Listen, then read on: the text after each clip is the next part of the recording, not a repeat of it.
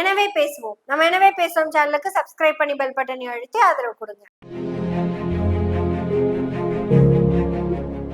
கார்த்திகான்னு ஒரு காண்டாமிருகம் அப்படி சொல்லக்கூடாது, ஆனா கார்த்திகாவை சொல்லலாம். ஏன்னா கார்த்திகாவுக்கு சீமான் ஒரு புத்தகம் கொடுத்திருக்கிறாரே.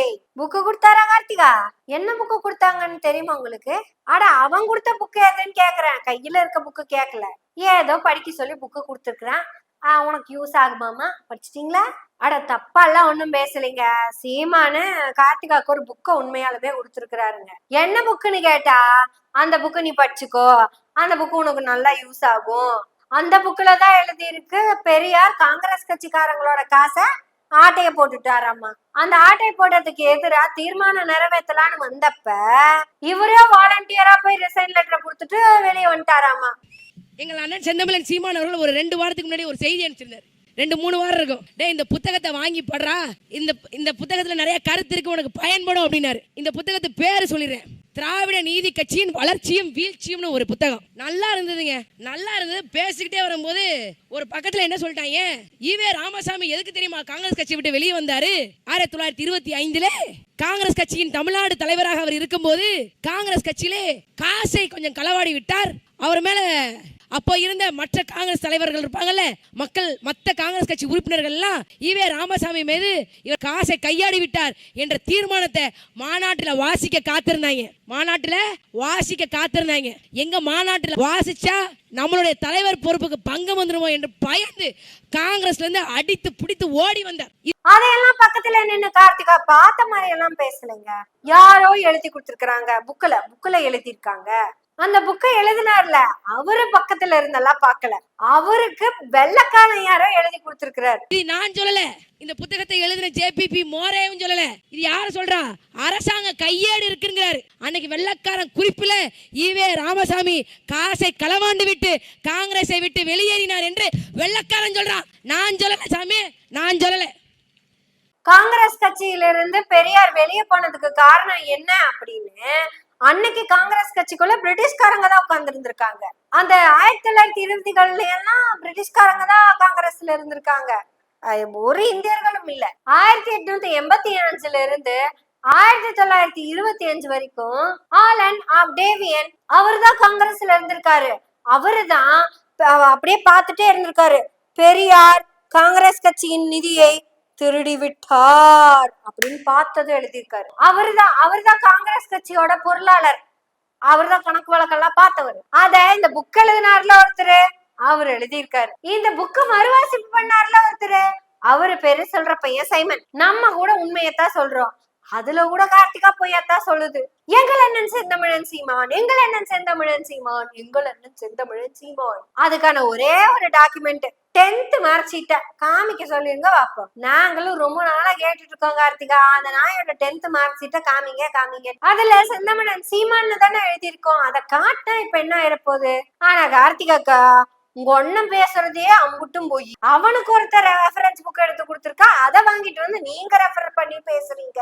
கால்டுவெல் அப்படின்னு ஒருத்தர் இருந்தார், அவர் தான் திராவிடம்னு எழுதினார். ஆனா அவரு உங்களுக்கு சுத்தமா பிடிக்காது, ஏன்னா அவர் வெள்ளக்காரன், அதனால உங்களுக்கு அவரை பிடிக்காது. உங்களுக்கு பிடிச்சதெல்லாம் உங்கள் அண்ணன் செந்தமிழன் சீமான் என்கிற சைமன் தான், சாரி சில்ற பையன் சைமன் தான், அதை மறந்து.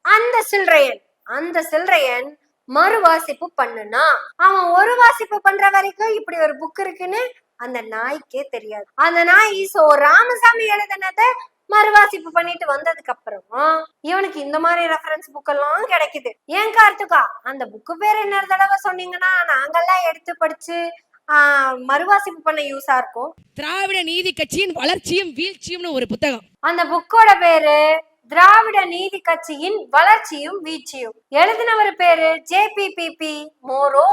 எல்லாரும் பாத்துக்கங்க, அக்கா கையில தான் அந்த புக் இருக்குது. அந்த புக்ல எழுதுனது பூரா உண்மை. அந்த புக்ல அம்புட்டு எழுதிருக்கு. எனக்கா ஒரு புக்ல பிரிண்ட் ஆயிருக்கு, அதுதான் உண்மைன்னு சொல்றீங்க.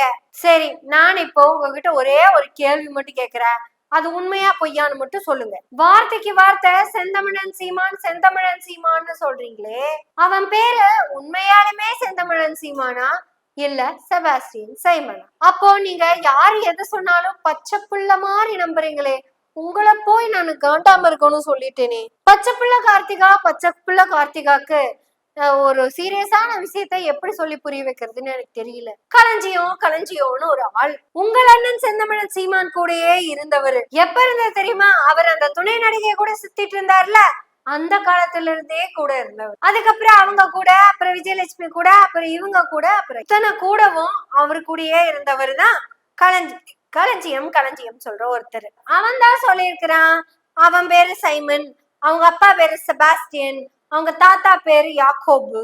சீமான் வந்து கிறிஸ்தவர். எப்போ? எப்பவுமே அவர் கிறிஸ்தவர் தான். சீமானுடைய குடும்பத்தில் இருக்கவங்களாம் குடும்பத்தில் உள்ளவங்க கிறிஸ்தவர்கள் தான். சீமானுடைய தம்பி பேரு என்ன? ஜேம்ஸ். அவரும் கிறிஸ்தவர் இல்லையா? சீமானுடைய அப்பா பேரு சரியா தெரியாது எனக்கு. சும்மா சொல்லுங்களேன். சும்மா என்ன சொல்றது, ஜெபஸ்டின்னு நினைக்கிறேன். அம்மா அண்ணம்மாள். சீமானுடைய குடும்பம் கிறிஸ்தவ குடும்பம் அப்படின்னு களஞ்சியம் சொன்னாரு. அந்த கேள்விய சீமான் கிட்ட கேட்டப்போ, அதாவது சைமன் கிட்ட கேட்டப்போ, உங்க உண்மையான தாத்தா பேரு என்ன? எங்க தாத்தாவா? எங்க தாத்தா பேரா கேக்குறீங்க? எங்க தாத்தாவா? யாகபர். எங்க அப்பாவோட அப்பா பேரா கேட்டீங்க? அவரு யாகபர். என்னங்க கார்த்திகாக்கா, கூடயே சுத்திக்கிட்டு இருக்கிற ஒரு செவ்வாழையோட உண்மையான பேர் என்னன்னு உங்களுக்கு தெரியல. சரி, இந்த புக்கை உங்க அண்ணன் உங்களுக்கு கொண்டு வந்து கொடுத்தாருல, இது வரைக்கும் அவன் இந்த புக்கை பத்தி ஒரு வார்த்தை கூட பேசலையே. ஏன் தெரியுமா அவன் பேசல? அவன் பேசுனா அது பொய்யுங்கிறது அவனுக்கே நல்லா தெரியும். அப்புறம் நீ பேசும்போது மட்டும் என்ன உண்மையா பேசிட போற அப்படின்னா அது அவனுக்கு பிரச்சனையே கிடையாது. நீ ஒரு காண்டாம இருக்குது பச்சை புள்ள கார்த்திகா, எந்த எச்சையை கொடுத்தாலும் எச்சையை முழுங்கிட்டு பேசுறாளு. உனக்குன்னு அறிவு கிருவு இருந்தா ஏதாவது யோசிச்சு பேசுவ. நீயே யோசிச்சு பாரு, உங்கள் அண்ணன் செந்தமிழன் சீமான்னு நீதான் சொல்லிக்கிட்டு இருக்கிற. அவனே அந்த பேரை சொல்றது இல்ல, அவனுக்கே தெரியும் அவன் பேரு செபாஸ்டியன் சைமன்.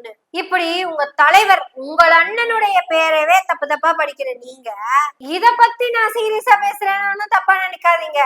இது ஒரு அவதூறு தான். ஆனா கார்த்திகா ஒரு ஜோக் ஒண்ணு பேசியிருக்கோம், அதை பேசிட்டு முடிச்சிடலாம்னு நினைக்கிறேன். ஜென்ரலா அவதூறுன்னு பேசுவாங்க, இது அவளோட அவதூறு தான். சரி, அந்த அக்கா பேசுற சீரியஸான காமெடிக்கு வந்துடலாமா? ஸ்டாலின் அவர்கள் அதிமுகவை காப்பாற்ற துடிக்கிறார். ஏன் துடிக்கிறாரு அப்படின்னா, அதிமுக இருந்தா அது ஒரு வீக்கான எதிர்கட்சி. ஒருவேளை அதிமுக போயிருச்சுன்னா இந்த காமெடியை என் வாயால நான் எப்படி சொல்லுவேன்? நீங்களே சொல்லுங்க கார்த்திகாக்கா. ஒண்ணுதான், அதிமுக ஊழல் அமைச்சர்கள் மேல நடவடிக்கை எடுத்து சிறைக்கு கொண்டு போனோம் அப்படின்னா அதிமுக பலவீனப்பட்ட அதிமுகவின் இடத்தை அடுத்து தமிழக அரசியல் நடத்த போவது உண்மையான எதிர்க்கட்சி நாம் தமிழர் கட்சி உண்மையான எதிர்க்கட்சி. அவர்கள் வந்தால் நம்மளால் தாக்கு பிடிக்க முடியாது என்று மு.க. ஸ்டாலினுக்கு பயம். அதனால அதிமுக மேல நடவடிக்கை இல்லை. கேட்டீங்களா? இப்படி சிரிக்காம காமெடி பண்றாங்க பாருங்க. இது எதிர்கட்சி வரிசையில வருமாமா. இத போய் சீமான் கிட்ட சொல்லு, அண்ணன் நம்ம ஒரு 10 சீட்டு ஜெயிச்சிடலாமான்னு சொல்லிப்பாரு, சும்மா சொல்லிப்பாரு. அட நீங்க டம்மி கேண்டிடேட் இல்ல, அவனே டம்மி கேண்டிடேட் தான். அவன் லட்சியமே டம்மி கேண்டிடேட் நிறுத்தி கும்மி அடிக்கிறது மட்டும்தான். ஏங்கா கொஞ்சமாவது யோசிச்சு பாருங்கக்கா. 16 வருஷமா தோத்துக்கிட்டு இருக்கிற ஒருத்தங்கிட்ட இவ்வளவு பணமும் பொருளும் இருக்குமா? உண்மையா நின்னும் தோக்குறவன் இந்நேரம் போண்டி ஆயிருப்பான். இவன் பந்தயமே நான் தோக்குறேன், நீ எவ்வளவு பணம் தர அப்படிங்கிறது மட்டும்தான். அப்படி அவன் தோத்து சம்பாதிச்ச பணம் தான் இப்ப அவன்கிட்ட இருக்கிறது. அவனை போய் அவன் ஜெயிச்சிருவான், உண்மையாலுமே ஜெயிச்சிருவான்னு நினைச்சீங்கன்னா அது அவனுக்கே அடுக்குமா? இடைத்தேர்தல் வரப்ப இவனே நின்னு அங்க டஃப் கொடுக்கலாம். ஆனா என்னைக்காவது அதை பண்ணிருக்கானா? ஏதோ ஒரு டம்மி கேண்டிடேட்டை தான் போடுவான். அப்புறம் ஆளுங்கட்சி கிட்ட காசு வாங்குற கபோதி பையன் தான் இவன். இவனை போய் கார்த்திகா, அப்புறம் உங்களுக்கு தொண்டை கட்டி இருக்குது, கொஞ்சம் உப்பு மஞ்சத்தூளும் போட்டு சுடு தண்ணிய ஊத்தி கார்கிள் பண்ணிக்கோங்க. ஏன்னா பொய் பேசுறத சாஃப்டாவும் பேசலாம், கத்தி உண்மை மாதிரி பேச வேண்டிய அவசியம் இல்லை. போய் கார்கிள் பண்ணிட்டு வந்து பேசுங்க. நாங்களும் பேசுவோம். எனவே பேசுவோம் நாள்தோறும். உங்களுடைய ஆதரவுகளை நன்றிகளோடு எதிர்பார்த்து கொண்டிருக்கிறோம். நன்றி, வணக்கம்.